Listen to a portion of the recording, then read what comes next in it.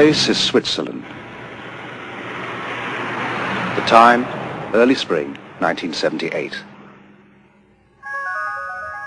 An unusual team of people makes its way to a secret rendezvous. Their goal, a tiny mountain village named Schmidrutti. Head of the team is Lee Elders. Based in Phoenix, Arizona, he runs a company called Intercept that deals in industrial counter-espionage. Britt Elders, his wife and partner in Intercept, specializes in electronics. The third member of the team, also a partner and longtime associate, is Tom Welsh. They were brought here by Wendell Stevens, retired Air Force colonel and for over 20 years one of the world's leading UFO investigators. Their mission? To check out one of the most remarkable UFO cases ever reported. One that has been called alternately too good to be true, the hoax of the century, or the start of a new age for humankind. Steve, how long has this case been going on? Since 1975. How many sightings or experiences has this man had? Well, he's had over 30 that I've heard of so far. What makes the case so special in your mind? Why bring us all the way up here from Arizona? Man, up to now we've been dealing with just the tip of the iceberg. There's a mountain of evidence here. There's other witnesses, there's lots of photographs, there's recorded sounds, there's landing tracks, a lot of things in this case. Bigger than any case I ever saw before. How far are we from Zurich? About 35 miles, 35 kilometers, I think. Man, I've never seen so many switchbacks in my life. This is remote. Stevens leads them over a circuitous route, winding through back roads and stopping often along the way. Why all the precautions? Well, I didn't want to tell you this before, but this man's been shot at. Shot at? Yeah, somebody's trying to kill him. Why? I don't know. There's some people are spooked by this whole thing, and he's being threatened. That's terrible. Thus begins what was to become a 5-year investigation. Before it is over, they will be embroiled in controversy and forced to use every resource at their command. Hi, Mr. Stevens. Hi, Billy. Nice to see you here, okay. Yeah.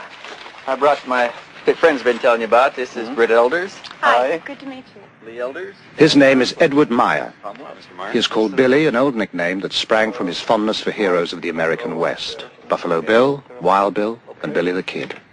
He is a farmer. He claims he has been in contact with beings from another world. He also claims to have proof of these contacts. Mr. Meier, when did the experiences begin? The contact begins on January 28, 1975 in Hinwil. Mm-hmm.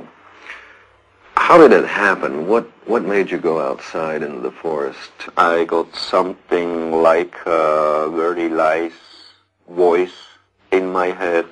I heard something to leave the house, to go out and to take a photo camera with me. So I left my house, and then when I was far upsides from the village, I heard a singing noise in the sky, and when I was looking up there, I have seen a disc.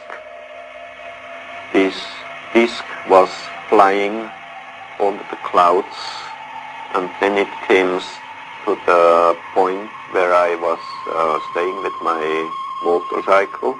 Then slowly it came lower and lower and set it down between the white trees and the forest there behind. Mm-hmm. Meier later photographs the impressions left by the disc's tripod landing gear. The grass has been pressed and swirled in a counterclockwise direction. Even a year later, the grass has not sprung back, but Meier notes that the impressions swarm with insect life.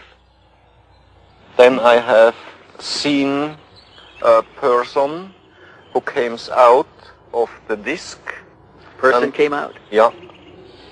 And when the person came out of the left side of the trees there, I have seen that it is a woman. Mr. Meier, what did they look like? She looks like a human from this earth. Like you, like I, like human beings from this earth. You call us extraterrestrials, and you attribute to us superhuman powers. But we are like you. We too are still far removed from perfection and must evolve constantly, just like yourselves. After the first words, we turned and was going to the tree here. You walked over here? Yeah. How tall was she, Billy? It's about 1 meter and 70 centimeter. About like that? Show a little bit. About like my size. Ah. Yeah. And then she sits chest here and I here. Sit down. Ah. Then you sat here and talked to her? Yeah. Then we was talking here for about 1 hour or 1 hour and a quarter, something like that. Did she give you a name? What did you call her? Yeah, she told me her name is Semyase. Semyase. Yeah. Billy, what kind of feeling did you have sitting here under this tree with a woman who just landed in a spacecraft? I wasn't afraid about these things. I was afraid about the army only, because they have a station somewhere there behind the forest. But I wasn't afraid about the disc. Where do they come from, Mr. Meier? They shall be coming from the star picture of the Pléyades. The Pléyades, a bright star cluster some 500 light-years from Earth. Although the cluster consists of hundreds of stars, 7 stand out clearly to the naked eye.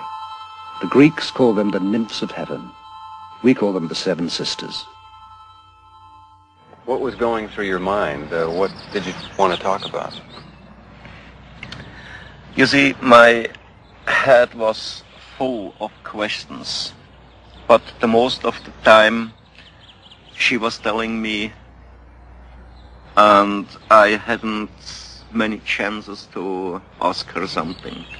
Several times we have tried to establish contact with the humans, but usually those selected were not willing.